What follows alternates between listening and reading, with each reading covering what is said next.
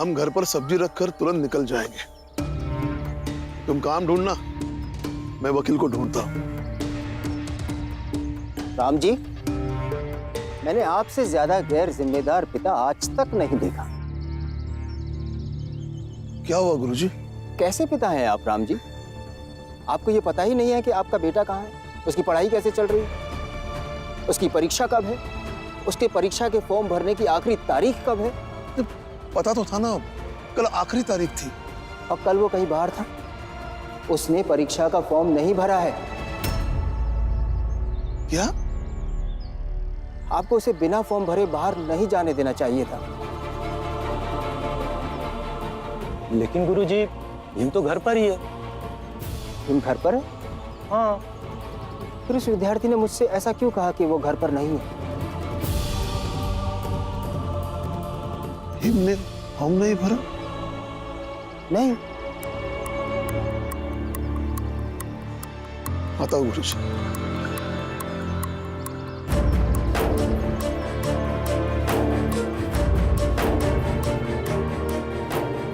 अब मुझे समझ में आ रहा है कि उस विद्यार्थी ने हमसे झूठ क्यों बोला था।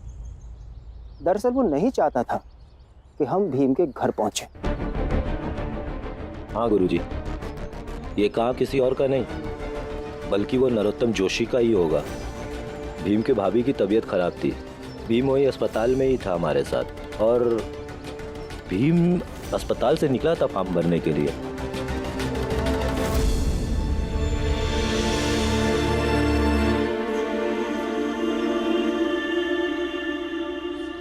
क्या सोच रहे हैं?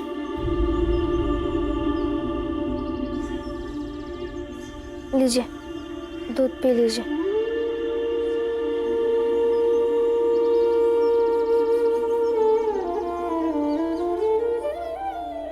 मुझे कपड़े दो निकाल के।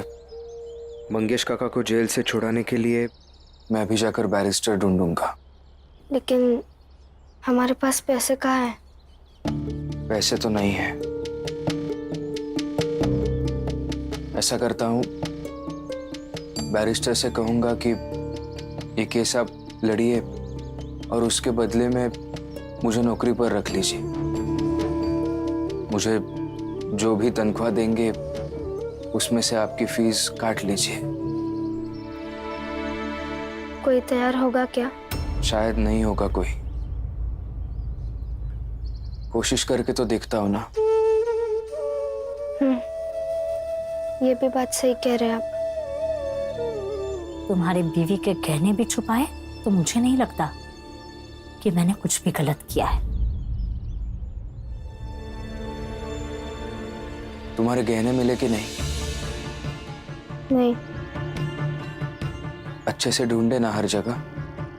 ढूंढे लेकिन नहीं मिले। फिर एक बार ढूंढो अच्छे से। गहने तो मिलने चाहिए ना, और अगर नहीं मिलेंगे तो ये सवाल भी तो उठाना ही होगा कि आखिर तुम्हारे गहने गए कहाँ। ढूंढो तुम।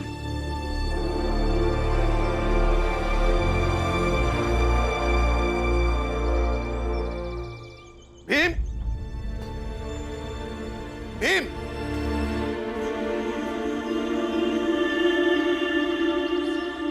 कल तुमने फॉर्म भरा था? मैं तुमसे कुछ पूछ रहा हूं। कल तुमने फॉर्म भरा था? नहीं बाबा।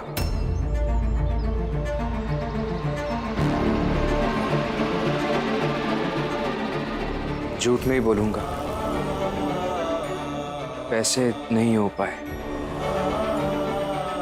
लेकिन अस्पताल से रमा यह कहकर निकली थी कि वो अपने गहने तुम्हें देगी, जिसे तुम गिरवी रखकर अपने परीक्षा का फॉर्म भर दोगे।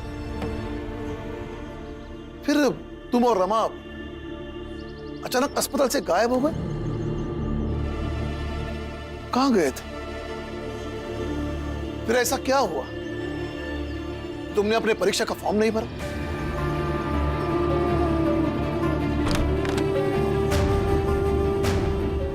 रमा के गहने क्यों छुपाए आपने? क्योंकि मैं नहीं चाहती थी कि तुम अपना फार्म किसी भी हालत में भर सको। मैं कुछ पूछ रहा हूं।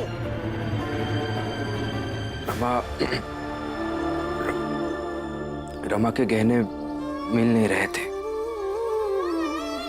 गहने नहीं मिले?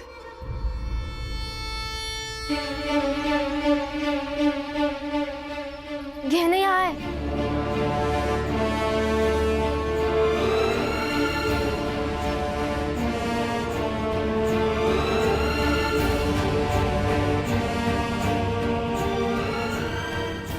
लेकिन भीम तो कह रहा है कि गहने नहीं मिले।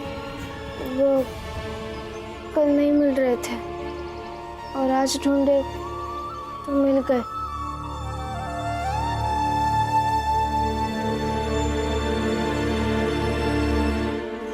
रमा, तुम्हारी लापरवाही की वजह से क्या हुआ इसका कोई अंदाजा है? भीम अपने परीक्षा का फॉर्म नहीं भर पाया। अब वो 1 साल पीछे चला गया। तुम अपने गहने ढंग से नहीं रख सकती थी? और भीम, तू अगर पैसे नहीं थे तो तुमने मुझे बताया क्यों नहीं? कैसे बताता बाबा?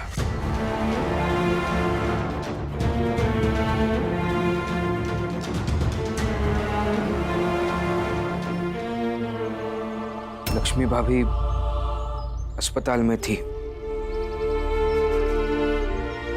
आप और आनंद भैया चाल वालों से उधार मांग चुके थे।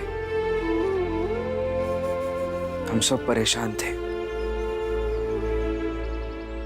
और ऐसे में मैं अगर आपको ये सब बताता तो। मेरे परेशानियों से ज्यादा जरूरी है तुम्हारा पढ़ते रहना। बाबा समझ क्यों नहीं रहे हो? गुस्सा मत कीजिए बाबा। समझ सकता हूं मैं, लेकिन आप गुस्सा मत कीजिए। मैं समझ सकता हूं मेरी पढ़ाई पीछे छूट गई है, लेकिन आप परेशान थे, मैं भी परेशान था। हो जाएगा, सब ठीक हो जाएगा। आप इस तरह से गुस्सा मत कीजिए। देखो बेटा, तुम्हारे पढ़ाई से बढ़कर मेरे लिए कुछ नहीं है। जानता हूं बाबा। तो तुम समझते क्यों नहीं? बाबा मैं जानता भी हूं और समझता भी हूं, मेरी पढ़ाई से बढ़कर आपके लिए कुछ नहीं है। लेकिन समय के साथ वाली लड़ाई को हर बार हम जीत तो नहीं सकते हैं ना। इस बार हम हार गए बाबा।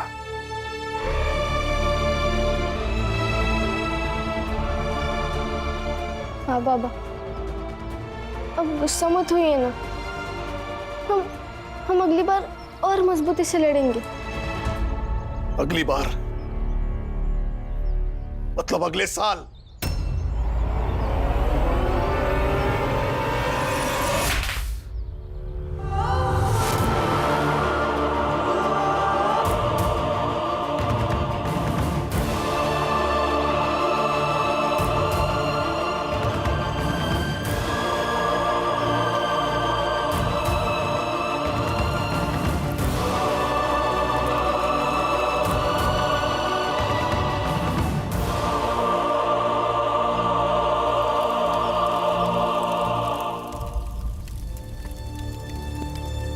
मैंने रमा को भी नहीं बताया कि आपने उसके गहने छुपा दिए। फिर बाबा को बताने का सवाल ही नहीं उठता है। लेकिन आपने जो भी किया बहुत गलत किया है। आप तो मुझे अपना दुश्मन मानती है। इसके कारण आपने जो किया उसे सही ठहरा सकती है, लेकिन सिर्फ सोचिए, अगर मैं सबको सच बता देता तो क्या होता, और जो भी होता क्या वो आपके लिए अच्छा होता? फिर जीवन में ऐसी चीजें करती ही क्यों है जिससे आपका ही नुकसान हो जाए?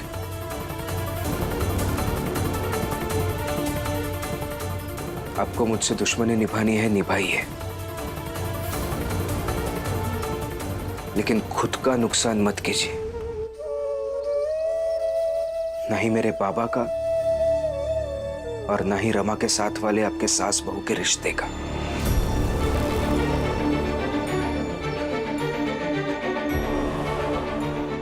जीवन में ऐसी आग से दूर रहना चाहिए जो खुद की ही जिंदगी को झुलसा दे।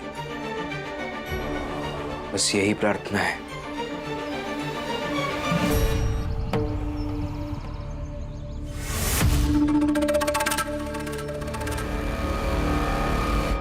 राम जी, मुझे नहीं लगता कि इस बार भी भीम की गलती है। यदि भीम की जगह तुम होते ना, तो तुम भी वही करते जो भीम ने किया है।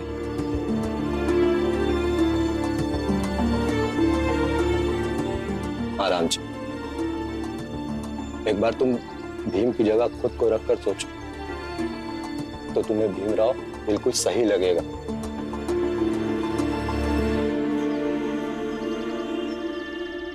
बाबा, मुझे माफ कर दीजिए। मेरे गलती के कारण आज वो फॉर्म नहीं भर पाए। नहीं रमा बेटे,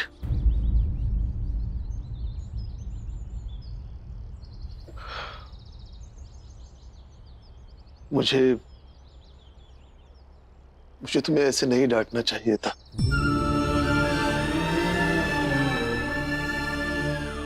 मुझे माफ कर दो। बाबा, कैसी बातें कर रहे हैं आप?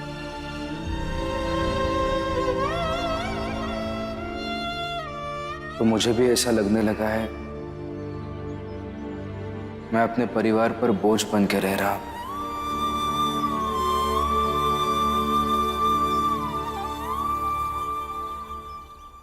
बाबा,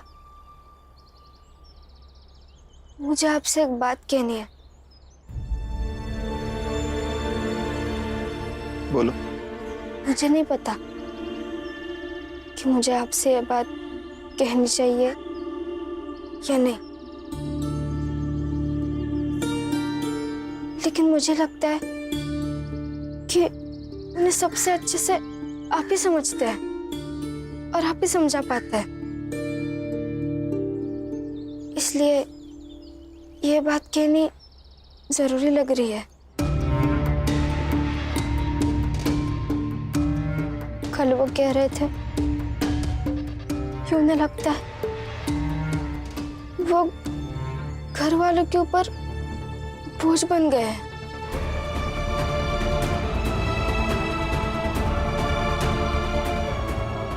और उन्हें अपना बोझ खुद की मेहनत से उठाना चाहिए।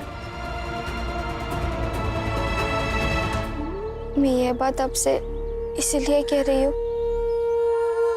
क्योंकि आप हमेशा मुझसे कहते हैं कि मेरा बेटा क्या सोचता है, कैसे सोचता है, मैं आपको बताऊं ताकि आप उनके सही गलत के रास्ते को तय कर सकें। और बाबा, उन्हें बताइए कि वो बोझ नहीं है। उनके साथ उनकी पत्नी, उनके बाबा, उनके भैया और काका भी है।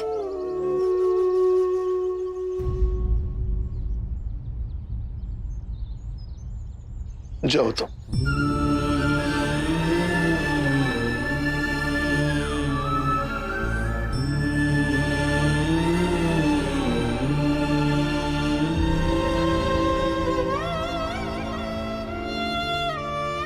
राम जी, यदि भीम ऐसा सोच रहा है तो बिल्कुल सही है। तुम्हें एक बार जाकर भीम से बात करना चाहिए। हमें किसी भी हाल में भीम को कमजोर नहीं पड़ने देना चाहिए।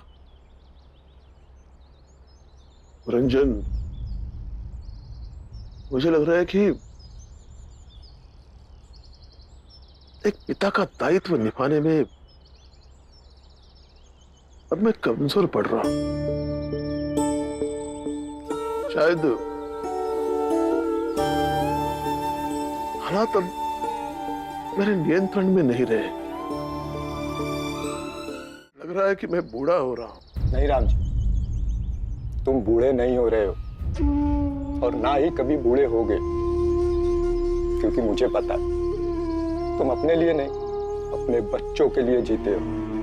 और जो बाप अपने बच्चों के लिए जीता है उसका सिर्फ शरीर बुरा होता है, वो कभी बुरा नहीं होता। हाँ, ये सच है, ये सच है कि भीमराव एक योद्धा है, और उससे बड़ा सच ये है कि उसे योद्धा बनाने वाले तुम हो। और योद्धा को योद्धा बनाने वाला भी एक योद्धा ही होता है। और मेरी नजर में तुम एक योद्धा हो और हमेशा रहोगे।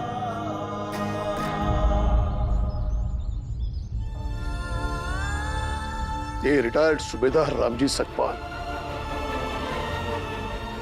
कभी बूढ़ा नहीं होगा जब तक कि मेरा बेटा पढ़ लिख कर बड़ा न बन जाए। और मेरा बेटा भीम इस घर पर कभी बोझ नहीं बन सकता,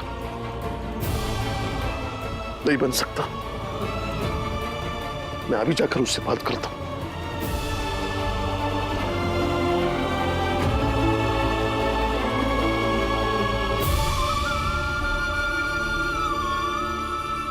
लीजिए, इसे गिरवी रखिए, बैरिस्टर की फीस हो जाएंगी। रखो तुम्हारे पास। मैंने कहा था ना पहले ही, मैं बैरिस्टर को केस लड़ने को कहूंगा और उसके बदले उनके ऑफिस में काम कर लूंगा। आप इतने सस्ते नहीं है कि उनके पैसे के बदले में आप अपनी सेवा देंगे। रख लीजिए ये। भीम, भीम,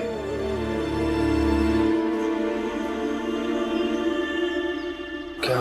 भीम, तुम्हारा बाबा अभी बूढ़ा नहीं हुआ है। अगर हुआ भी तो खुद को कभी बूढ़ा नहीं समझेगा और ना ही किसी हाल में दम लेगा। तुम्हारे बाबा के कंधे इतने मजबूत हैं कि अभी भी तुम्हारा भार उठा सकते हैं।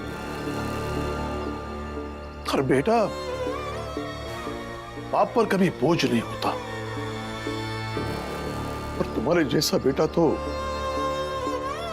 फक्र होता है, गुरूर होता है, अभिमान होता है, गर्व होता है।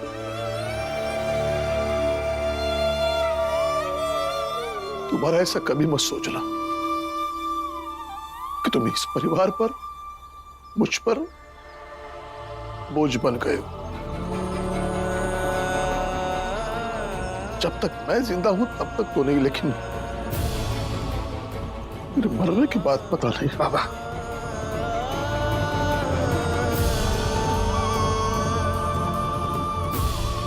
मैंने कितनी बार कहा है, जीने और मरने की बात मत कीजिए।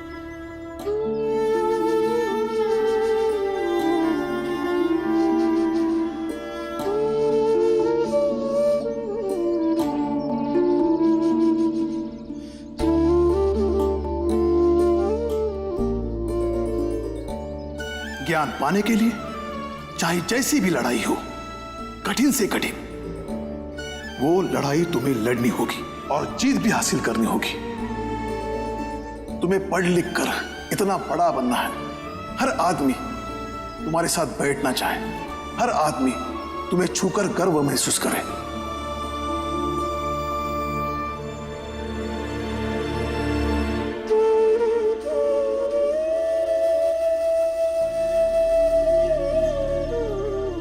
ये बेटा, तूने सही कहा था। ये लड़ाई हम समय से हार गए, लेकिन अगली बार ज्यादा मेहनत से, ज्यादा हिम्मत से और तैयारी करके लड़ेंगे। ठीक है? जी बाबा।